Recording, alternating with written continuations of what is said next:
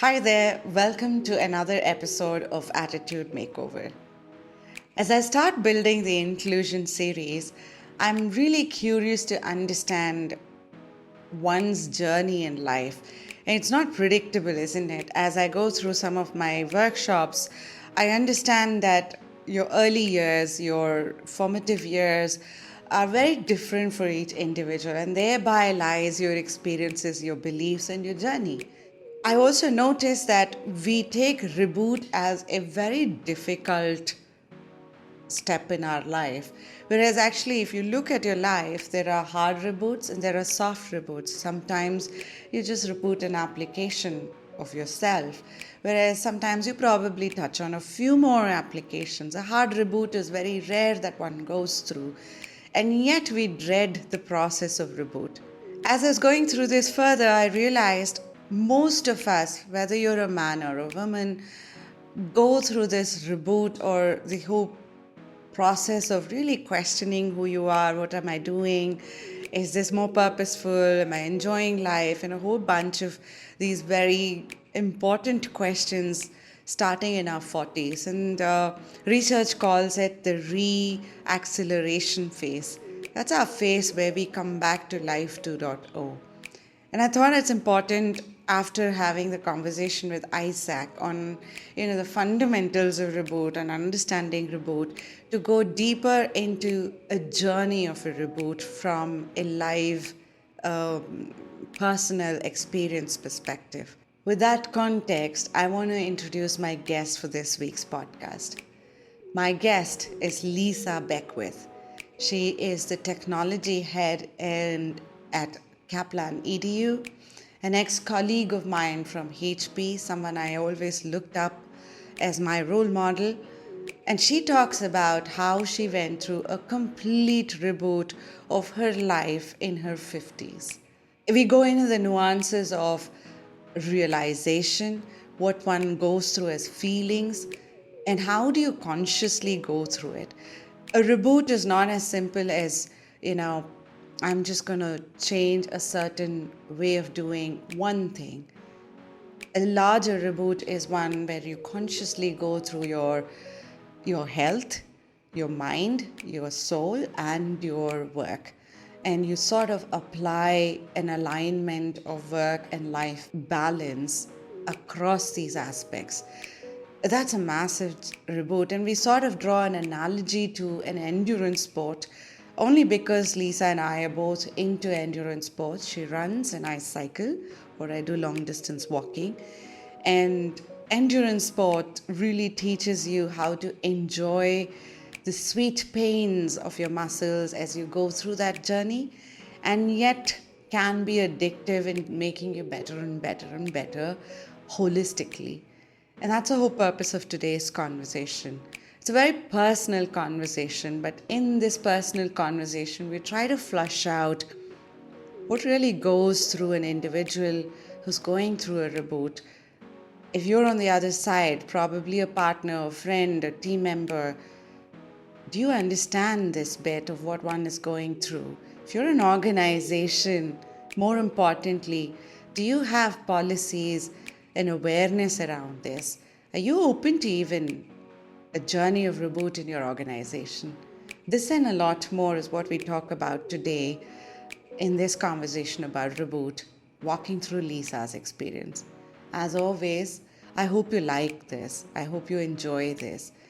And I look forward to more likes, subscribes, and shares because, hey, I'm a creator and this really matters to me. And see you next week on another episode. Thank you again.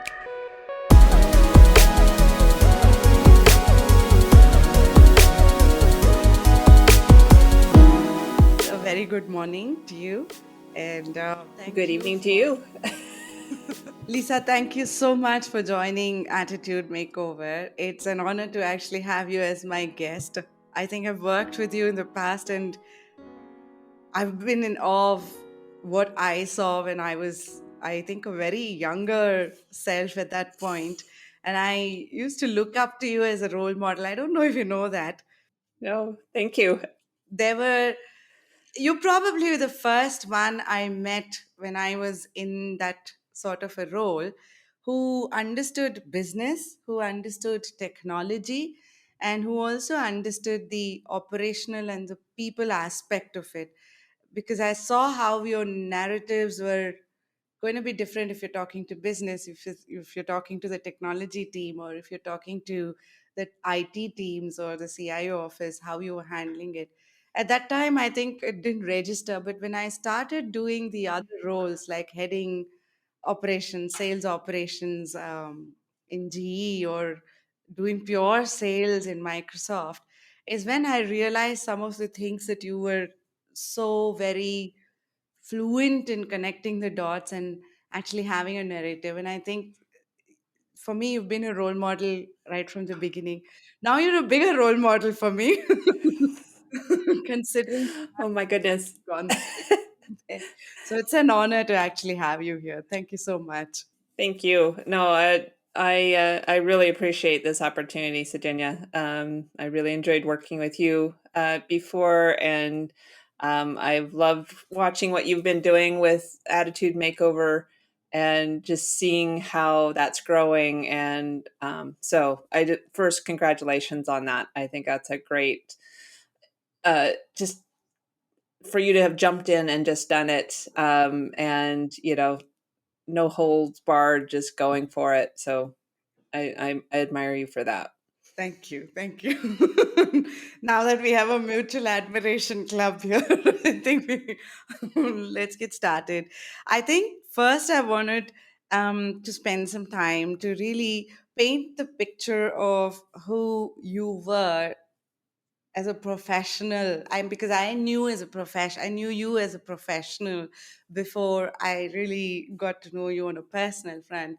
And so if you can sort of paint a picture for your journey in the professional as well as your early years, to give a glimpse of who you were before, and then we can gradually go through the transition conversation itself. Okay. Okay. Um, wow, it's like where to start.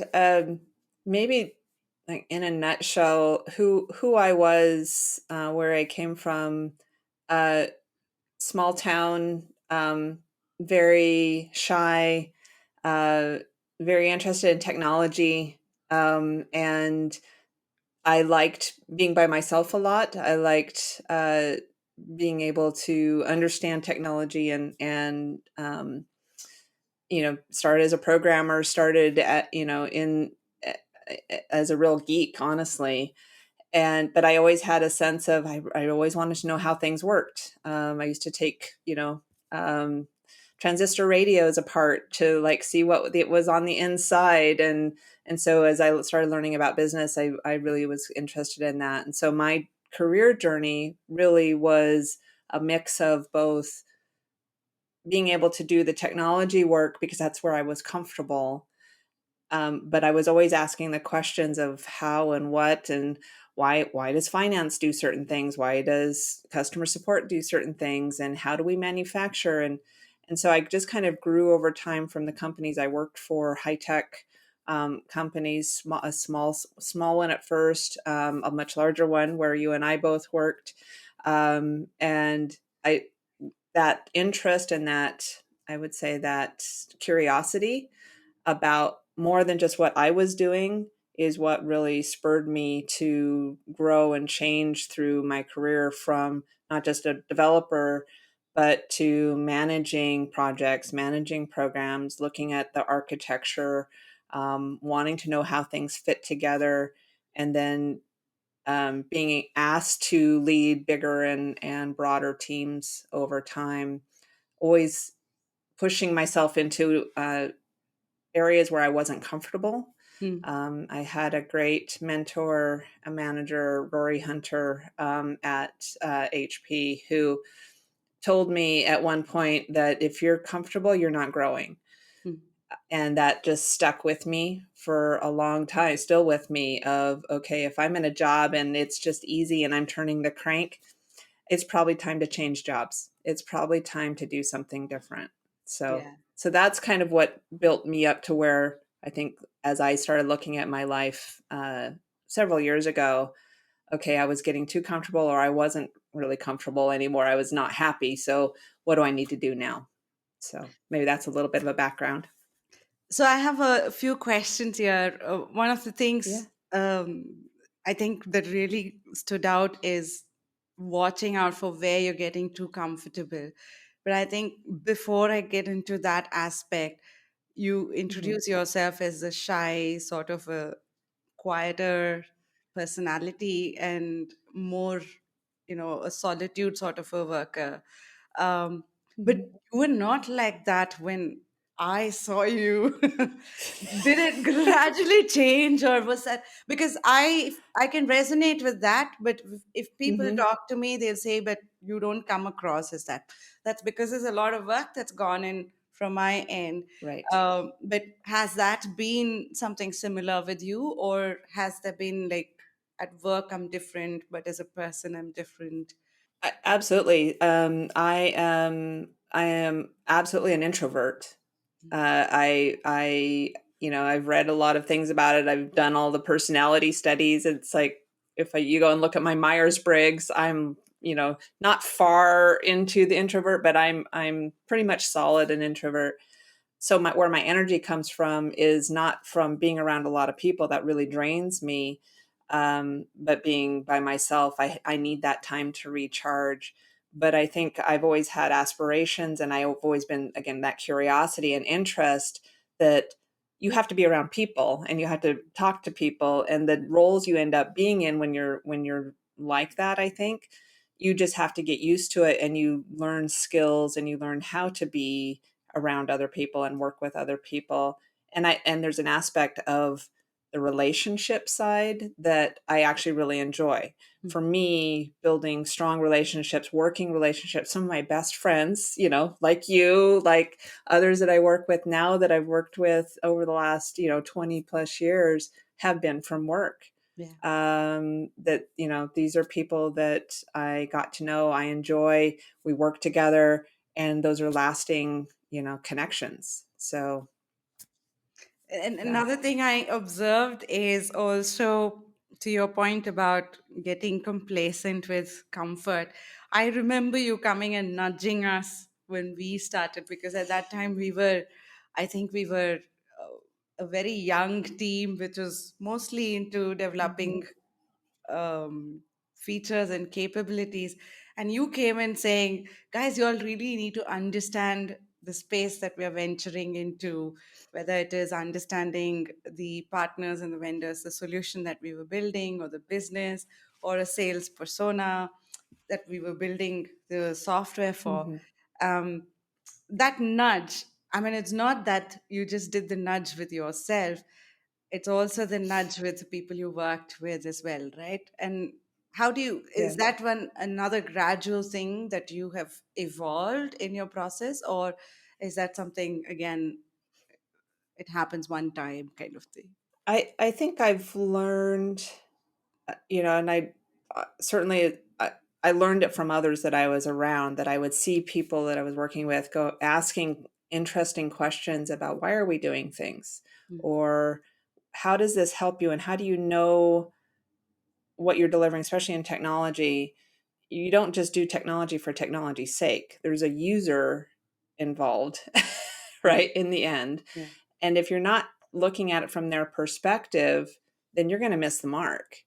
So I learned that fairly early on. Actually, I remember, I think it was in college, I had a professor who really laid it out, that said, as you're learning technology and you're speaking technology to people who aren't technologists, you need to think in terms of their perspective. How do you explain something to them? Almost, and it sounds maybe not so nice, but treat them like they're about 8 years old, because they don't know the technology. And so, how would you explain what you do to them in a way that makes sense? And so, that kind of perspective of kind of outside in, I think, is something I learned early on, and it resonated with me. So, I just kept it. And I think that here's from the other side, the perspective from the other side, right? For me, I Yeah. felt that really, like, till then I was working with printers, and for the first time I'm working on a solution. With printers, it sort of pushes you to the edge of understanding. We didn't have printers at home. I remember one of the bosses coming and saying, "You complain that you don't have a printer at home, so you really can't visualize what your end user is experiencing." So he shipped a printer to my house. He said, "Stop complaining going forward. Yeah. This is what you're going to figure out now." And I think for me, the Right. first time I really understood, especially when you're doing massive solutions, the urgency and the importance of connecting these dots as against just driving it from a purposeful technology thing, takes you a Mhm. longer way, not just in terms of revenue and sales, but even intellectually. And it's very, very motivating to see, I made this change and they love it, right? So it's an instant Right. thing of testing it to see, oh, is it working, is it not working? And thereby then you Right. sort of push yourself to start thinking differently. And I think that was one massive thing I learned in those years that I worked in that program. So, Lisa, Yeah. that's where you were. And I feel from that high point of your career, how did it change? What changed? um, I think I've been on a journey for, I mean, I think your whole life is a journey, but you get to plateaus, and you might stay at those plateaus for a while. Certainly, I think when we were working together, I had hit a plateau in my career, and that was like one of the first times I really started to see that I needed to change, which was I'd been working for HP for a long time. I had been traveling too much. I got to the point where it's like, okay, that was a little bit of burnout for me. And I started thinking I knew things. I knew how to do things. I knew how to do enterprise architecture. I knew how to work with development teams and drive, outcomes. But I'd only ever done it within high tech. And so I started exploring, what if I did that for a different industry? um, I could apply these same principles, the same knowledge in a different industry. And I happened to have some friends former coworkers, friends who had transitioned over to another company here where I work and live in Boise, Idaho, and they were in the agriculture business. Um, It's a potato town. and Yes, exactly the famous potatoes is Idaho's motto, and the opportunity opened up. Not even doing what I had been doing at HP, but to come in and work with new businesses, and but it was a foot in the door to start to work in a new industry, agriculture, food production, and I was like, sign me up. This sounds exciting. I love to learn. So it was like the first time I was like, okay, I'm going to go out of my comfort zone of a business I knew or felt like I knew inside out, had been working in for a long time, and move into a business, all new people. There were some people I knew, so I had a little bit of comfort there, but a whole new industry. And that was one of the first times I was like, okay, I need to do this more often. Mm, So um, that's what kind of got me going into an area where, okay, no longer in my comfort zone. I can do things. I got confidence again that I could, make that kind of a change. Um, and and I think that just kind of stuck with me of, oh yeah, I don't need to keep staying where I am and not be happy or be too comfortable. I can actually move into other areas and do leverage what I know, leverage the experience I've gained, and people value that, right? I mean, I'm sure that was a similar experience you had of when you yeah. left HP and you move into another company, another role, and you find out, oh yeah, people actually value what you might know and what you bring to the table. And it's not just inherent because they've known you for 15 years. You right, Yeah. you show up in a way that it's like, oh, okay, it's such a great confidence boost. And then you're like, oh, I think I can do other things then, right? So I think that was like the first place that really gave me a chance to explore that part of me and what else I could do and how could I challenge myself more, um, from what I had just been doing and turning the crank. So, So I'm with you in terms of the career journey so far because in my journey, I then moved from HP to a smaller company. It's not a small mhm. company, but then for me, from a HP thing where I worked for almost 15 years, to move was Yeah, like a big deal. Like, it was a it's really big huge. deal. And I realized that, the couple of things I realized. One is what were my strengths? What do I bring to the table? I think I had very Mhm. good clarity of that. But what I also realized is I value the culture that I fit in because I'm so used to the certain style of, respect and value that I valued that a lot. And I soon realized that's where I need to also consciously look for the next set of roles. And that's how GE and Microsoft happened. But that's the Mhm. career journey. But what we are getting into is more the work and the life. I Yeah. don't want to call it balance, but it's a sort of an alignment that you need to figure out. And I think as we start hitting 40, yesterday we had a recording of um, this lady who is primarily doing her work around menopause, and she was talking about how women go through this, especially in their 40s, which is the Mhm. reacceleration phase, where you question a lot of things, everything from your mind to your body to your work, your career. It's almost like a reset because we have another 50 years to go. We live longer Right. apparently than men, and so and by then 30s we've already experienced the shittiest phase of our life. So there's a lot of reasoning that comes in. So I'm trying to see, there's a massive shift that you went through on a personal front along with work. Yeah. Can you talk first of all a little bit about it, and then we can go deeper into that Yeah. phase itself? Yeah, I was probably a late bloomer from that standpoint in that I had kids later in my life. I was almost 40 when I had my youngest. So it took me until I was almost 50 to, I think, on a personal level, to start to look at, um, not just work, not just focusing on work, but how was I treating myself? And so, literally, about I think it was 2019. So it was pre-pandemic, right? And I know a lot of people started having similar sorts of epiphanies during the pandemic.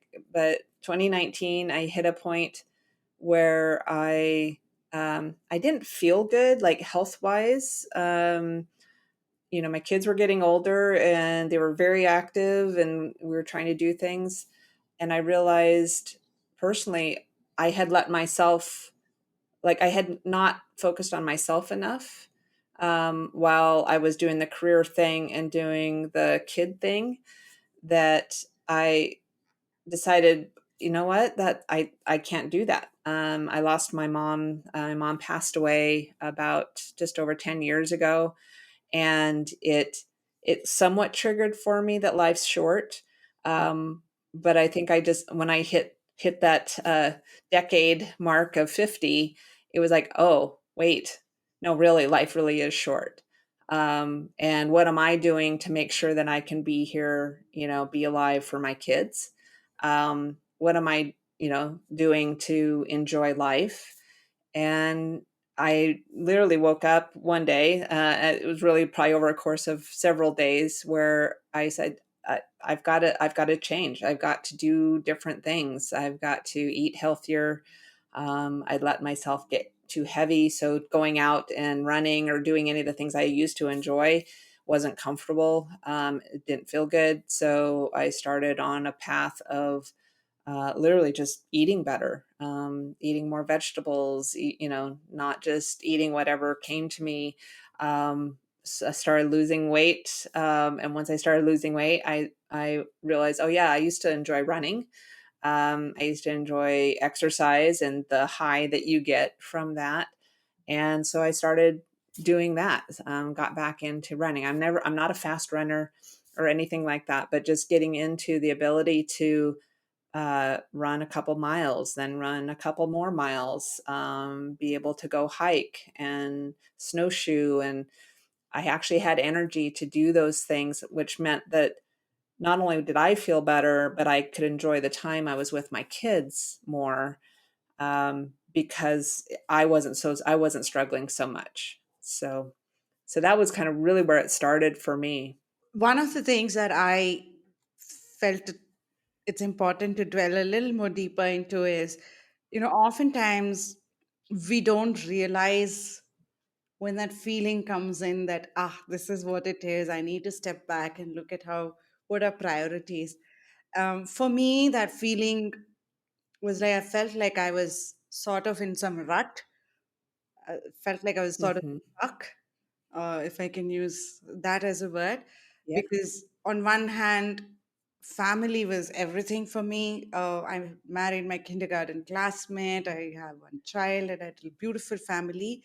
But then work had overtaken so much that, to your point, there's so much travel, there's long hours, and it's always that's why I call it not a balance, but a really attitude change over there kind of a thing.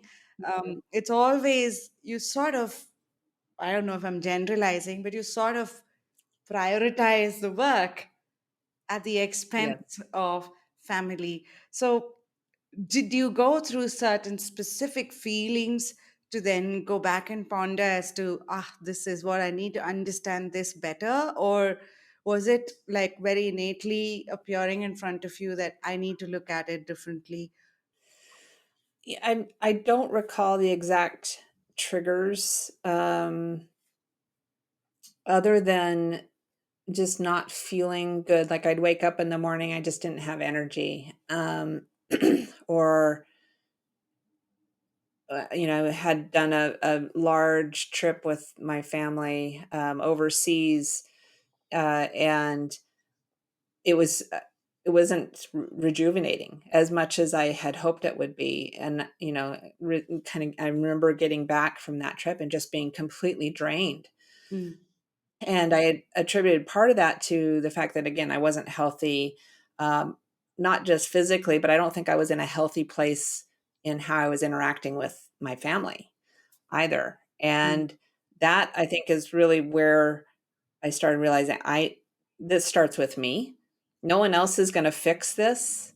The way I feel is coming from me. It's not external, right? And so, what do I need to do differently? How do I need to start to think differently? And honestly, I reached out for help. I started therapy. Other than just the physical health changes, I also started thinking I need to work on my mental health. I need to have ways to cope with the work stress and the family stress.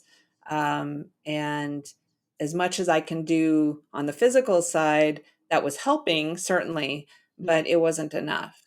yeah, And so, really starting to think again more holistically. And it's like, I want to be the best mom I can be. That was important. That had always been important to me.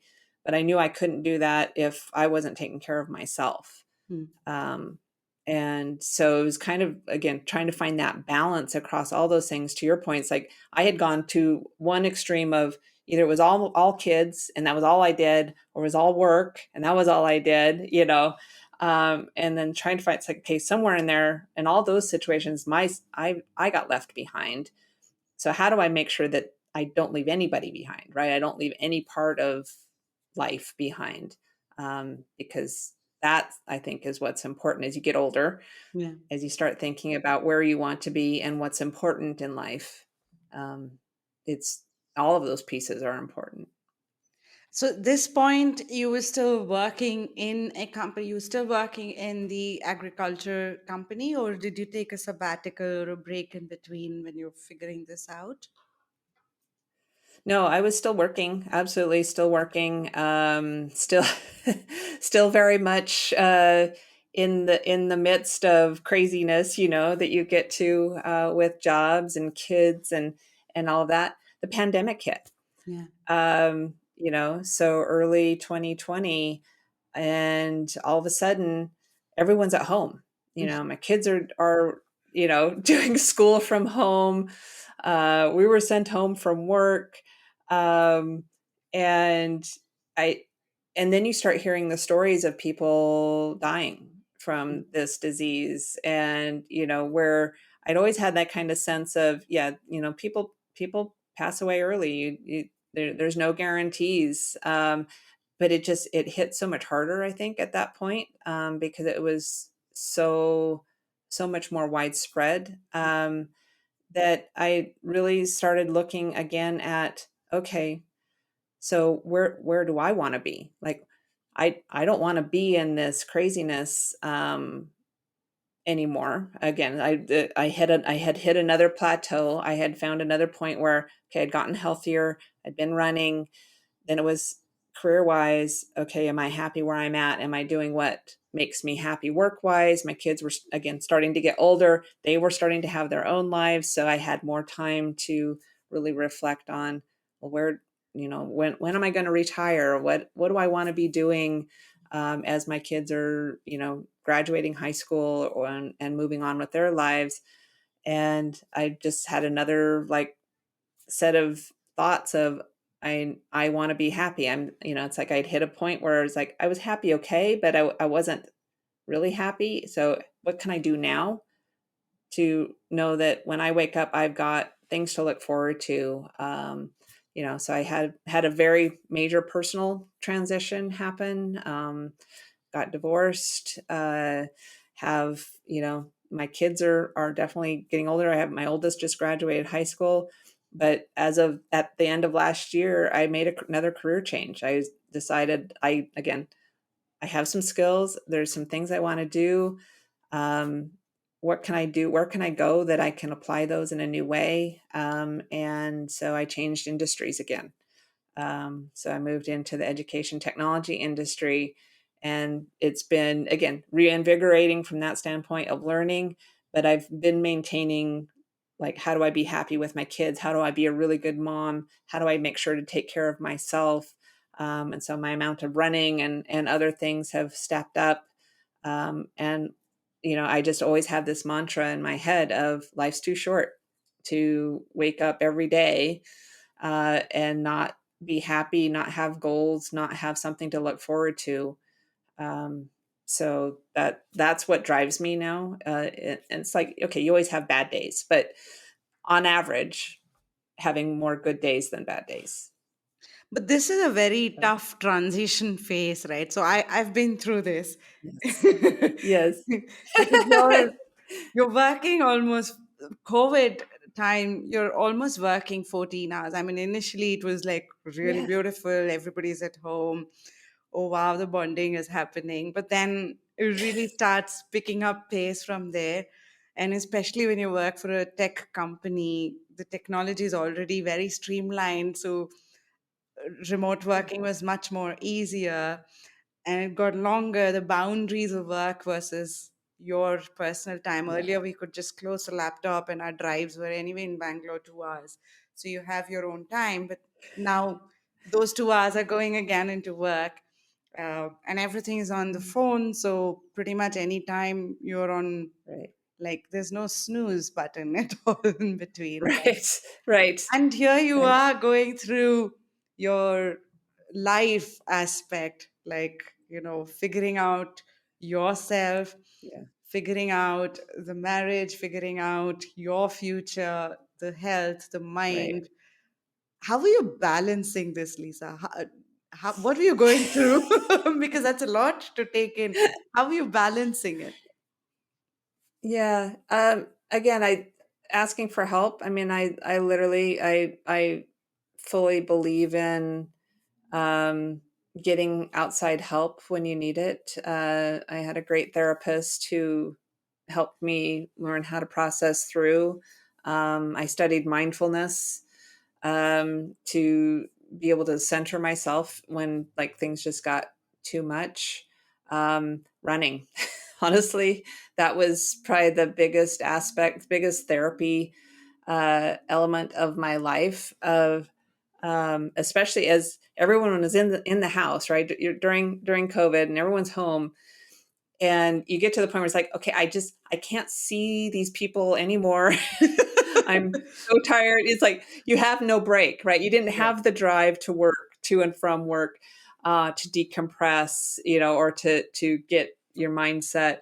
It just was like you woke up, you walked up this. For me, I walked up the stairs, I turned on the computer, and I started working. And then the kids would get home from school, and then it would be like, okay, pause the computer, go make dinner. But you never actually left about 1,000 square foot space. Yeah. And so for me, it was like, okay, I got to get out the door. I've got to get out the door, fresh air, sunshine, something. And so the running part just really, I think, kept me sane through a lot of that.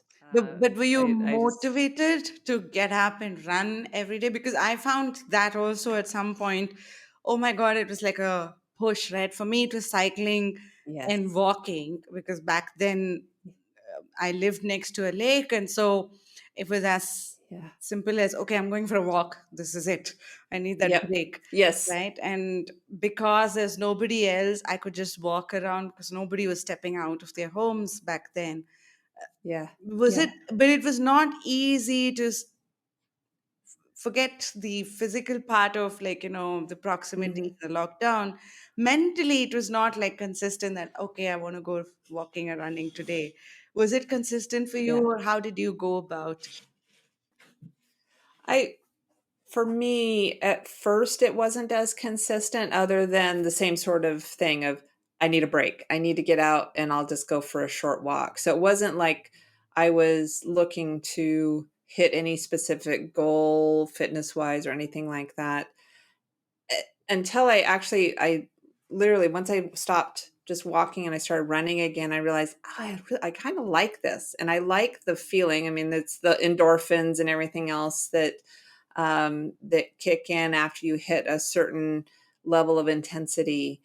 Um, then I started craving that. It Hmm. was like, if I don't do this, I won't get that feeling and then be more settled for the rest of the day. And so that became a lot of motivation right at first, was I need that. Hmm. It's like, I love caffeine, drink my coffee every morning, but it's like that high that I got from running, from that physical activity. I just got to the point where it's like I needed that every day, or at least every other day.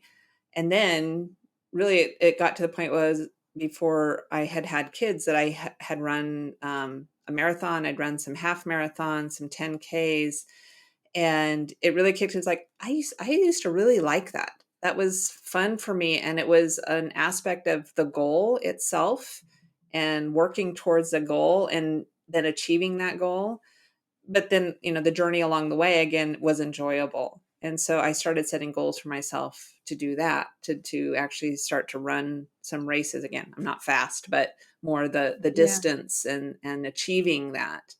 That now, even now, it's like, okay, I feel guilty if I don't get out and run at least 3 or 4 miles Hmm. a few times a week, and then do a longer run on the weekends. So, and I don't have a specific race I'm training for right now, but I just know if I don't maintain that, it's going to be that much harder the next time I do want to do a race. True. And so that's my motivation now. So when you were going through this, you were still married. I was married through the first year that I started that transition health, year and a half, transitioning my health and my fitness, and my kind of where I was thinking I was wanting to head career wise. Literally, I did the thing that they tell you not to do. I got divorced. I didn't have to move, but I got divorced, and I changed jobs, all within about a 2 month period of time. So two of like life's biggest stressors. Yeah, I did, all at once. So, and then, but the running and friends, and my kids, honestly, it's like okay, that's what keeps me grounded. And work is, energizing, but like I had a goal of I need to be in a different place, and this is important enough to weather through, right? Yeah. That's a lot of change to go through in that short span, isn't it? Considering Yeah. you're already hitting the plateau, you're sort of questioning a lot of things there. And then there is this whole thing of, for me, for example, I looked at my job as the most secure thing, right? Like it gave me so much of Yeah. stability and security. And then I can Yeah. understand what you went through, because when you change jobs, it's almost like you're almost starting from ground zero, even though you bring certain knowledge into the table, to Hmm. wherever you go.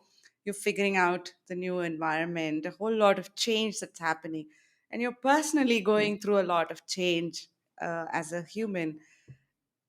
How did you cope with that? What was it, just running that helped you, or how did you cope with Honestly, that? yeah. No, I mean, honestly, running was a big aspect. Therapy was a big aspect. My friends, I really forced myself, rather than retreating, which had been my normal of retreating, and just kind of being by myself, being at home, being with my family. I forced myself to get out, and because again, it was that finding joy, Mm, I think, that was driving me. The life is too short of, you know, I'm not always going to be able to do some of these things. I'm not always going to have some of these people in my life. And so why am I waiting? mm, I probably overdid it a little bit, where it's like literally I'd go out to lunch, I'd go, out meet friends for drinks or dinner, and I'd get myself too busy, too packed.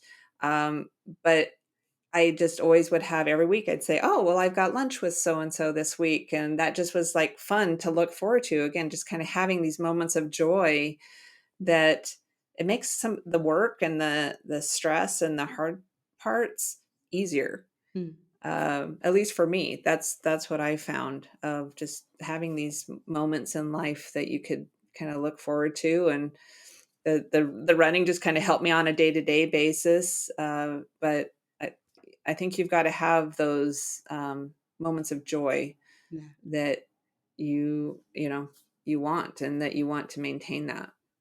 You spoke about mindfulness in the earlier conversation, Hmm. and I felt that's a very important aspect of this transformation. Um, Yeah. is that through therapy that you discovered mindfulness, or how did you bump into mindfulness? I'll tell you why I'm asking this.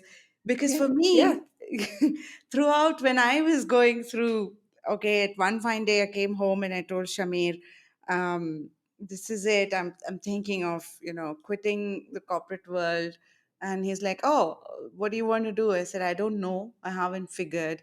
Uh, so Hmm. it took me a lot of effort to first discover who I am, even to discover what I like to do, what are things I don't Yeah. quite enjoy. It took me a lot of effort. Um, Yeah. and it's only post that I okay got clarity on, all right, so these are some things I want to change about myself, these are Yeah. priorities for me, and so thereby this is what I'm going to do. And still it's not that simple, right? Like leaving a job that Yeah. you've been with, which is your stability and security, is not that simple, because it adds a little bit of anxiety and stress, Hmm. and especially for a very independent and financially independent woman. How did you go through that and discover mindfulness in this process? So I actually, uh, attribute this to my last company. When I was working with the one of their new and emerging businesses, it was a lot like a startup. So the way that business was structured, they actually brought, a local woman in to teach mindfulness. Oh, to their executives. There's been lots of studies shown that successful CEOs and leaders use mindfulness as a way to kind of quiet the mind, focus, and be present. And so I want to say it was 5 years ago that that was introduced to me. And we actually had regular practice sessions. I want to say it was weekly, where she would walk us through, kind of meditation, mindfulness activities. And it so it kind of gave me a basis for it, and then as I would find myself like getting away from it for a while, the running, I think you do that a little bit anyway because like you're out there by yourself, and whether if you're listening to music or you're listening to a podcast, you're actually thinking about life and sorting through. But I also would just force myself to stop and think through like what is it that makes me happy. I mean, kind of sounds like what you did, right? Of yeah. who am I? What brings me joy? Um, what am I doing that doesn't bring me joy? Yeah. Or what are the things in my life that don't bring me joy and why? And are those things I can change, should change, right?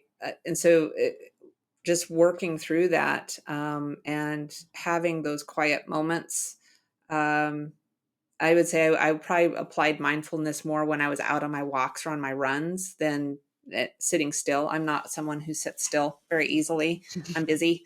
I don't think it's like, yeah, I don't even watch TV that much, or streaming, although I have had my moments, but you just have to have that time to think, Yeah. um, and, and focus on kind of where your head is then. And the part that about mindfulness that I will say, um, that I still have to practice it all the time is being present with my kids. Um, and I will find myself, I'll be like off thinking about something else when like my youngest is telling me all about her day at school. And I have to like force myself to say, stop thinking about the other stuff, focus, right? Be here, be now with her and what's going on, because this isn't going to last, Mm. right? The fact that she wants to tell me things Mm. about school isn't going to last, and I need to not miss it.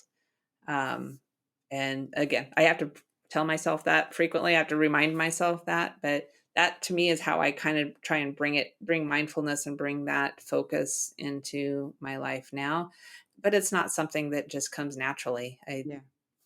I have to work at it all the Yeah. time. It's a very conscious process, isn't it?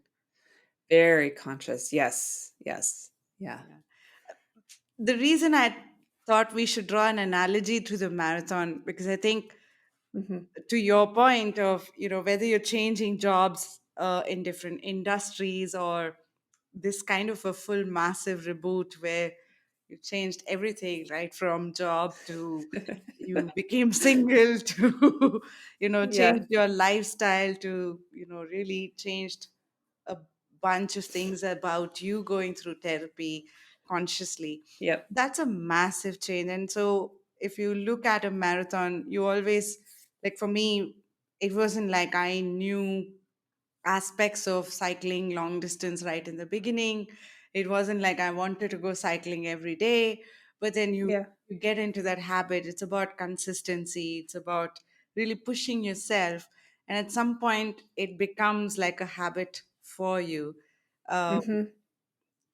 did you feel it that way when you were going through this, or was it very anxious moments that you had? Was it therapy that helped you balance it out? Because there's so much of self-doubt to go through as well in this process, isn't it? Yeah. Yeah. No, I mean, it sounds, I know when you kind of boil it down, like it was super easy. Yeah, it was not. It was not easy. I mean, I had moments where I broke down, just crying, super stressed, and you know you I think because you have kids, you have work, you have friends. It's like okay, pick yourself up, keep going sorts of things. But to your point, life isn't, just a one and done. It's like you're in it for the long haul. Yeah. And running for me was, um it started as just a way to deal and a way to get healthy in it. Then I started feeling good about it. But the thing I like about marathons or other distance races, in a lot of cases, is it's a goal. Um, and I've been a goal oriented person. In fact, I used to tell my therapist that, and she'd kind of joke with me about the fact that I had goals. I would lay out goals, of what I wanted to do and how I needed to work, things I needed to work through, and she'd help me work through them. Um, but running and marathons, especially, or again, any distance racing, is a lot about the goal Mm. and and really any sport, what training do you need to do in order to achieve that goal. And so that would give me something to focus on. So in between the ups and downs of what was going on personally, what was going on work wise, if I had those goals out there, that was like the way I could center myself and um, let some of the other noise just kind of fade away, or at least not be as obnoxious, Yeah. right? Yeah. But life is that. It's like, I think for me at least, I know not everyone's this way, but for me, I have to have goals. I have to have, things to look forward to. And if there's work involved to get there, improve myself, work with the kids on something, training, running wise or other physical wise to achieve that. And then once you achieve it, it's like, yes, I did it. Check. Right. Yeah. Okay. Now what's the next one? Yeah. You have that sense of accomplishment as well. Um, and so it's a lot about that journey, being able to accomplish something and then being able to move on to the next thing. So So one thing for me I observed was mine was a double whammy, right? So I took a even more bolder step of quitting my job, right. which is like, I think when I quit my job, my mom was the first one who said, "Are you serious? What's wrong with you?" And I had thought, like, I have enough savings. I've been working for 25 years, and I do have enough savings. But I think the salary coming into your account every first of the month is like a very addictive thing, and it Right. hits you when you really take that plunge and the first of the month and you're not seeing that salary. It's not like you don't have your savings, but I don't know, I went through some different psychological spin, with what's my relationship with money, why am I so anxious, and so on and so forth. Did Mm. you have a spin like that around, I don't know, is it money or whatever? Did you have a spin around that saying, oh wow, I didn't think of this being something that'll just pop out of the blue like this for you? Right. Yeah. Not about the money side, because I literally didn't take a break between jobs. I mean, it was one job right into the next. Um, but personally, absolutely. Okay, I had been married 29 years. Um, and so it was a long time, and it's still very amicable. I would say we're still friends, and obviously still co-parents, but no longer just having that other adult, Hmm. um, there. And because we share custody, I only have my kids half the time.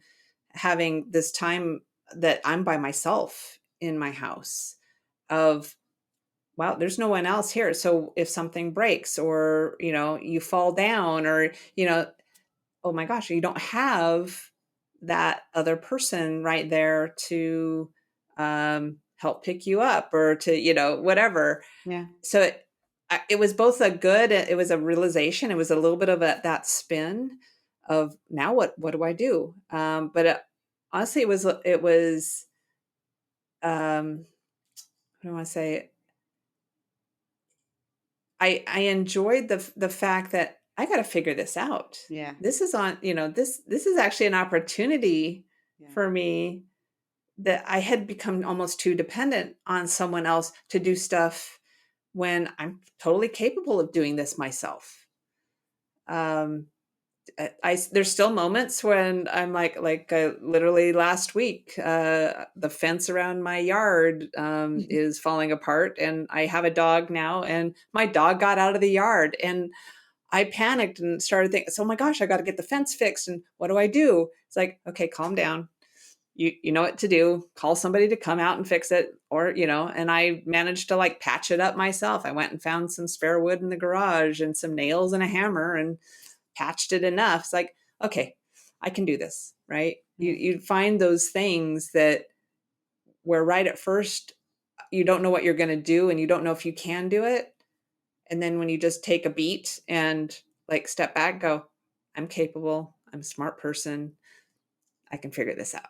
And I You think know, that is why the first part of the exercise of figuring out who are you, what are your aspirations and your likes and what you don't like, decluttering that bit really gives you the clarity to take this plunge yeah, as well, right? Because otherwise we struggle with the first plunge. That's the most difficult one. But it's having this, fear. right? Yeah. Yeah. Yeah. Yeah. It's getting over that fear of whether you can do it, or can you deal with the ups and downs and the uncertainty. Yeah. Um, and like you, I mean, I was married very young, Yeah. and so you become very dependent on someone else maybe to help you, and not that that's a bad thing. It's just I don't think, especially as women, that we give ourselves enough credit that we're able to be independent, and do things ourselves, if you didn't have enough of time doing that, Yeah. right? um, so or just having enough time, whether you're single or not, whether for jobs, of you can take some risk, um, you and because you will come out okay. Yeah. You may not always know it at the time, and again, there's going to be ups and downs, but things will be okay. You'll figure it out.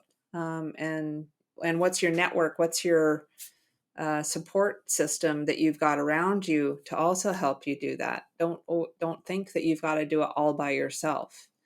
I mean, I've leaned heavily on former colleagues and friends and family and others, and that's okay, Yeah.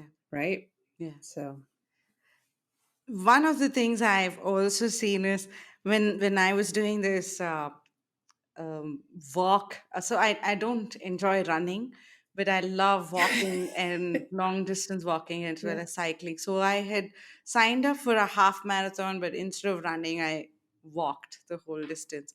Hmm. And I think whether it is walking, cycling, or any of these long distance journeys that you go on, the marathons, um, there hits a point where it's like, wow, this is it. I can't go anymore. And you're so tempted to like, you curse yourself. You be like, what the hell were you thinking? What's wrong with you? So a whole Right. lot of emotions come in. But I think if you go past that switch, it sort of then goes into your mind and you start figuring out, especially when you're doing these long distance and in this journey as well, it's a long distance journey. It sort of comes back to reflecting back on everything about you, um, Hmm. how your mind wanders, to where it wanders, to definition of what you're looking for in life itself, what is meaning, a whole bunch of things start. And there's a lot of emotions you go through, your self-talk in that process again is big. Yes. um, did you go through that in this journey, Lisa, that the point where Yeah. some point where you're like, oh my god, why did I do this, or what was I thinking? Yeah. Oh, absolutely. And I don't think I'm done doing that, honestly. Because, you know, who knows? I probably am doing it now in some cases, like, oh my gosh, that's like, how did I get here? Is this where I wanted to be? I know I hit a point around the holidays where I absolutely had, that was probably one of the lower points where it's like, okay, did I do the right things? Um, and what helped me was just kind of reflecting back on, well, why did I make the decisions, or why did I get to the point where I was, like, what brought me there? 'Cause, and part of it is you have to a certain extent, let a little bit of that go. Mm, Um, and really be, again, kind of force yourself. It's like, but what am I still wanting to do? And what do I have to look forward to? Um, because the coulda, woulda, shoulda, if you focus too much on that, how do you ever move forward, right? You get so wrapped up in what could have happened, or the things you would have done differently. And I found myself spinning on those things at times. But like I said, I think I definitely hit a point at the holidays, just because life was so different. Um, and for me, it was less about, again, kind of reflecting too much on the past, but more about, am I still on the path moving forward of what is going to make me happy, mm, of what's going to bring me joy, of what I think is best for my kids and my family and all of that. And I had to mental through, I kind of had to mental through it. I had to, um, I journaled a little bit. It was, and that helped of, why am I doing these things? Have I made good decisions? What are the things I should be doing? And just working through it at the time. And then it was like, okay, and then I kind of got over that hump. mm, And I found things, it's like, okay, what do I need to do to maybe help myself? One of the things I actually did, I'll just mention really quick, was I forced myself, I hadn't gone on a vacation by myself. Um, like, really, for a long length of time. I had, like, gone away for a weekend, um, like, last fall, but I was like, I need something to go and do, and again, prove to myself that I can do this, and I'm okay. And so I forced myself. I booked a cabin up in the mountains during springtime. I was going to go snowshoeing. My dad was, I remember, was like really worried. He's like, "Are you going to be okay by yourself?" I'm like, "I'll be fine."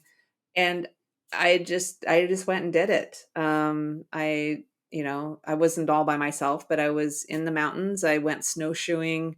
I did like 10 miles one day. I did another 7 miles another day, out by myself, just solitude in the snow, in the fresh air. And that was so energizing because, again, I proved to myself I can do these things. I'm okay. I'm going to be okay. And just, worked and did. It's like, okay, I'm all right again. So I think it's just making sure you don't get too stuck mm. in where you've been. It's the marathon analogy. I've hit that wall. I hit that wall at like 22 miles one time, and you're like, "Oh my god, I can't believe I've not gone 22 miles." Instead of saying, "You know what? I only have 4 more." Yeah, It's like, you got to be looking forward, yeah. because that's really the purpose, right? I think what you're also saying is that's when the self talk shifts from the negative self talk to really the small wins and pushing yourself to Right. test those small wins. Because as you do that, you basically, it's like dopamine, right? You're basically Yeah. feeding yourself with new energy, Positive. and right, and so you're moving forward. And this applies to even when you reboot at work, or but it's a bigger reboot here. And I think Right. these reinforces trust in you, your ability, and it allows you to take bigger and bigger plunges as well as you go. Have I Hmm. got that right? Or Yeah. Yeah. I think it's again, it's a continuous journey of confidence in yourself. knowing that you can do things, knowing that you can do things when you're not comfortable, going back to that, at the beginning when I was saying, okay, if you're pushing yourself out of your comfort zone, that's when you're growing, that's when you're learning. And the more times you do that, I think it gets easier, but every single time is still a struggle. Every marathon you do, every half marathon you do, you're still going to hit that wall. And it's not about whether or not you were prepared to do that walk or do that run or take that plunge. It's all about, do you have the mental ability to get to the other side of it? Yeah. And, I think you learn better ways, more ways to power through that and get through that the more times you've done it and the more confidence you have that, oh, yeah, I've been here before. I know I can do it again. Um, Yeah. that first one, though, is probably the scariest. Yeah. Yeah. But once you've done it, you can do it again. You've shown you can do it. Yeah. So just do it. For me, I have to give you what I went through. I think you know this. I hate writing emails. I hate reading emails. I just hate emails. I'm more the phone person. Yeah. So I decided, okay, I'm going to test whether I can start writing. And I chose Instagram as a very informal platform to, put, because it's very forgiving. And I Mhm. started putting a few lines. And then I soon realized I was not alone going through this. There were quite a few of them who could resonate with what's happening. Because it's a Mhm. lot of confusion. You're figuring out things, you're questioning a lot of things. So I just spend my thoughts. And slowly I realized, oh, there seems to be people who are on the same journey as me. And this could be in life, this could be at work, it could be just a soft reboot, it could be a solid hard reboot, doesn't matter, but they're going through that. And taking that plunge is the most difficult thing. And gradually, I think the first time I hit that thing was, I didn't till then post anything on LinkedIn, because that's like some wall I had in my mind, like, oh my God, that's like professional space. I'm not Mhm. sure how people will take it and all that stuff. And then I said, okay, one day it's time. You Right. have to do it. And I started writing, and it's a very gradual process. It's not like the first one, but I was just too happy and proud of myself that, wow, not bad. I wrote about, hey, I'm starting Attitude Makeover. I'm still figuring out the full picture of what I'm trying to do with Attitude Makeover. It's like, but then I wrote that. And I think once you do that plunge and you go through that, it's like, it's sort of some positive reinforcement that comes back to you, isn't it? Mhm. Yeah, absolutely. Yeah, I think you have to do that. I read something, I'll just touch on this really quick. I read something one time about any goal that you have, um, that if it's internal, it's fine, and a lot of people do really well at that. The minute you make it external Mm. and tell someone else about that goal, all of a sudden you have a different level of accountability. Yeah. Um, and it's scary, but at the same time, you're going to get things from that you wouldn't get otherwise, and it actually will help you probably achieve that goal that you Yeah. wouldn't have done. You might not have done otherwise. So Yeah. Now, in this yeah, so I process, think that's for you, right? oh, yeah, yeah, Yeah. absolutely. That was the toughest. Like, I was like, I think I was shitting bricks because I was writing everything. And I was like, oh my God. Because people would immediately ping me and ask, how are you going to make money from this? And I was like, I don't know. I haven't figured that, but I think Right. I want to do this. So I'm doing it. And it's a very gradual process. And which brings me to this other bit. Like, the struggle was also there, right? Like, there's this whole anxiety around, oh, how am I going to make money? Or I was a shopaholic before that, because you're I earning remember so that. well, right? And then suddenly I'm like, I changed. I mean, my relationship with money changed so beautifully. You'd be so proud of me. Yeah. um, but I've changed because of that, right? Like, but I Mhm. realized when you're going through this, it's also important to be practical and logical in the process as well. which also means you need to start putting certain cushions for yourself. So when you fall, there is that Mm, cushion so you can come back.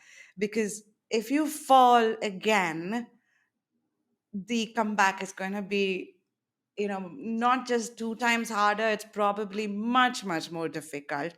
So, how are yeah. you doing that cushioning? Did you do any cushioning for yourself through this process? That's a good question. I hadn't really thought about it.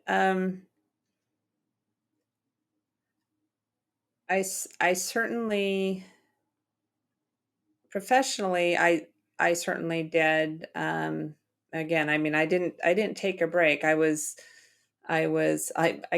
contemplated just quitting and taking a sabbatical. In the U.S., it's harder Yeah. um, to do that. Like companies don't allow you just to take a sabbatical. Like you literally have to quit or change jobs. And so for me, that my cushion was not having a break in my income, right? With all the other changes going on, that it was important for me to have continual income coming in.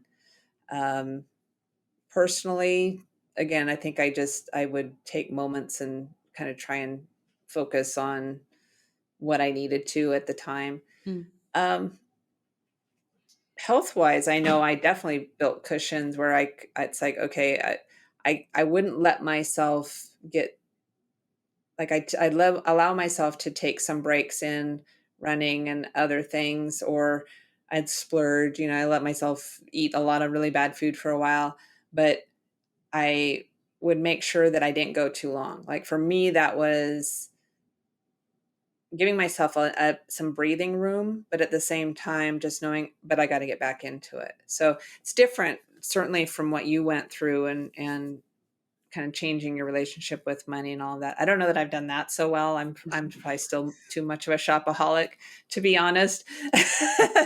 And some of that's kind of the remaking of my life and what do I like? And I really like clothes, and I really, I it's like remember. just can't help that.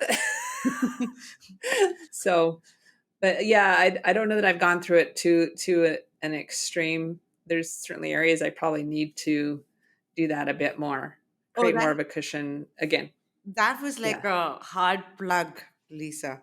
It's almost Yeah. like someone yanked it off because, I now, especially through COVID, it was all online shopping as well.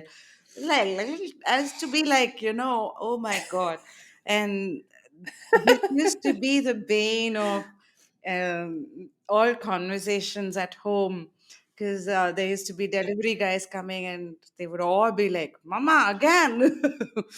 And I realized I really need to figure this out as to what is it that's causing this and how can I change that? Is it something I really want or is it something else Hmm. that's really happening? And that was really tough. But I think that questioning was to go back to look at how much savings do I have? How long can I survive through this? Um, are Right. there risks associated with this? What's the creator industry really growing to?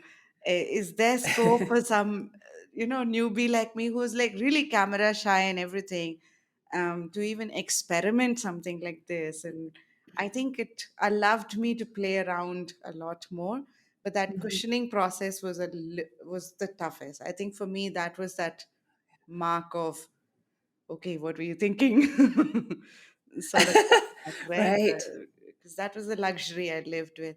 uh, Lisa, as you go through this, is there an advice for someone who's, life has soft, you understand technology and hardware, there are soft Hmm. reboots and there are really hardcore hard reboots.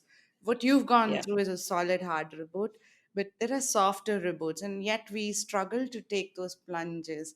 So if you were Yeah. talking to people who are on that sort of that chasm trying to cross it, what's that advice you would give for, is there a set of tips of the trade you would give for, okay, I would highly recommend doing this, figuring out this, or what's the advice you would give?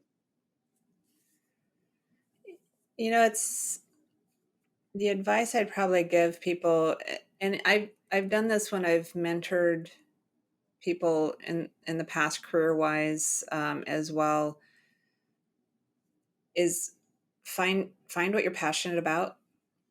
Um, Again, find your joy, find what things make you happy, and then figure out what level of risk you're willing to take. Um, and you don't have to do it all. I mean, you don't have to do like I did or you did. It's like you don't have to do big hard reboots, in order to make change in your life. If that's what you need, then work through and figure out what it's going to take to do that. It takes some planning. It takes some thought, right? Don't just jump without a net, sort of a thing. Um, but don't shy away from those reboots because you're scared, because that then you're going to be stuck. We used to have the analogy. I know at HP, there's a lot of the boiled frog problem of you're like the frog and you're sitting in the pot in the warm water, and you're comfortable, and then the heat's turning up, but you're still kind of comfortable. You haven't decided that it's hot enough, and and it's like at some point you have to realize that you're going to become a cooked frog, Yeah. or you're going to get out of the pot. Yeah. um, and I think everyone has to like figure out what those trigger points are. Like, when is it enough that you're going to make the change? Don't just make change for change's sake, but be purposeful about it. And then just have a plan for what you're going to do. Have your cushions, have your goals, do the training in order to get there. And you're going to have hiccups and you're going to trip and fall. I've fallen when I've been running. I've got scrapes and scars and other things. You get back up and you get going again. Yeah. So I think you've got to conquer your fear. But you also have to know why and what you're trying to do. What's your why? What's your goal? What makes you happy? So So you, that would be the advice I'd have. you need to know your motivation first in that case, right? Yeah. Yeah. Yeah. Yeah. Even if you don't know your destination yet, know why you want to change. And it's the water's getting too hot, or whatever the situation is. And then let that be your driver, because that's what's going to sustain you through those ups and downs of your why. Like, what's your motivation? Why are you doing this? What were your reasons behind the change? um, has that changed? If it has, then adjust what your goal is. If it hasn't changed, then keep going, adjust, figure out how you get there. So don't give up. Yeah, I think these are solid advices. And I think I would add one, figure out your finances. Yeah, that's an important one. Yeah, it's like you don't want to go down the wrong path and end up with like no way to support yourself. That's not a good idea. So yeah. So I think one other question I had, Lisa, is from 2019 to the Lisa that I'm talking today with, if you were to look back and see, how have you changed? Where's the gratitude? Where all are you? Like, um, wow, I've done this. one, I'm I'll start with the gratitude part. I think actually this week there was, in the U.S. there was National Gratitude Day or something like that, and I think of who I'm thankful to first. I'd say my dad. Um, has always been an inspiration for me, and he was there to support me through all of this. Has always been a health advocate as well. Um, and then my kids, I'm thankful for their resilience and you know their ability to see the good things and be here with me on this journey. If I look back to where I was in 2019 and to where I am now, um, at my heart, I'm not really that different, right? I'm still the same person inside. I've changed the outside a bit. I'm 60, 70 pounds slimmer. I'm healthier. I have muscle tone, all of those things. Um, I'm and the way I approach work, the way I think about work hasn't really changed. Certainly, personal relationships have changed, but it's also made me realize what's important, and it's important to be happy with who you're with, and um, and enjoy that time. Um, but looking back, I wouldn't. I don't think I would have done anything different. I might have done things sooner, faster, if I had known how long it was going to take me to get to this point. It's like, why did I wait so long to initiate certain things? Yeah, I probably would have done that sooner. But you know, life happens the way it happens. And again, kind of going back to what we were talking about earlier, it's like I find looking back a lot of times is interesting only to see if there are decisions you would have made differently, Mm. choices you would have made differently. But I'm all about looking through the windshield and looking forward Yeah. on what's next and where am I going now Right. and what goals do I have now. And I'm literally like looking at the calendar going, okay, at my age, when can I retire? When can I like stop working so that I can go do all the other things I want to do, like travel and backpacking, spending time in the mountains and things like that. Spending time with people I love, and I enjoy being around. It's like that's my next goal. So now I got to figure out how to get there. So I want to be a digital nomad. I want to go to different countries and record my podcast, get very interesting guests. So that's my Yeah. next goal. So I constantly work towards that. Uh, so one Yes. last question here is, we talked about organizations, especially as working professionals, right? Um, Yes. are there things organizations can have as policies? Because this happens to many.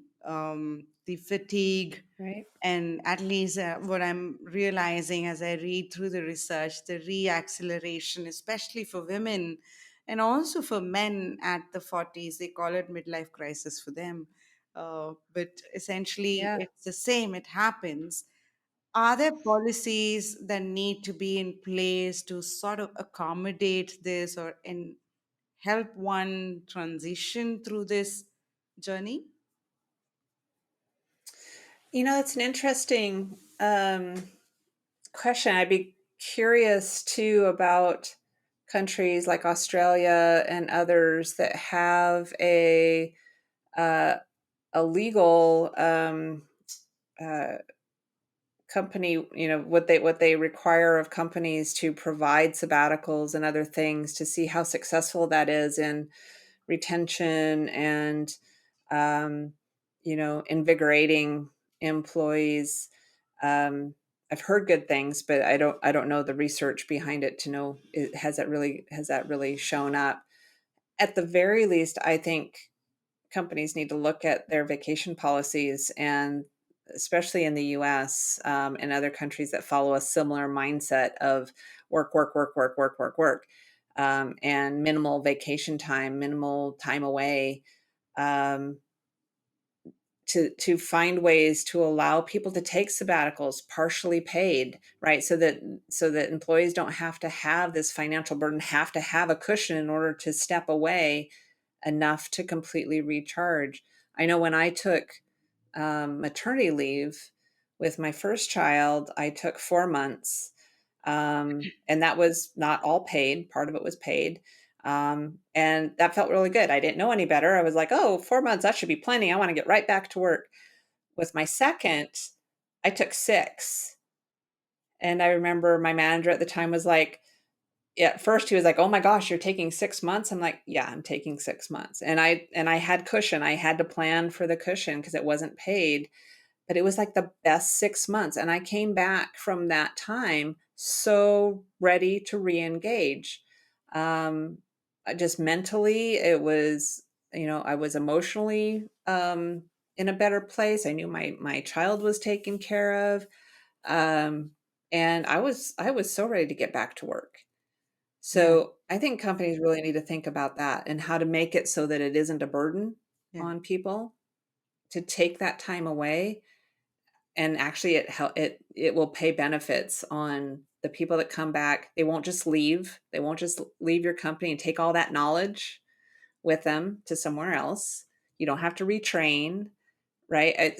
There's so many benefits that a company would gain from it, but I think it's in certain countries it's so short-sighted on just got to have people in seats, got to have people cranking out work, um, that they're not allowing people to take that time away and recharge, and not just in their 40s, right? This, to me, this is something I think even the current generation is probably more interested in having that ability than even our generation Yeah. ever was, Yeah. right? Yeah. So And they anyway, but especially follow this squiggly career, which is like it's a very all over, explorative yeah, one, right? So yeah, I agree. yeah, So yeah. Lisa, So thank you so much for this conversation. Before we wind up, there are three customary questions I ask.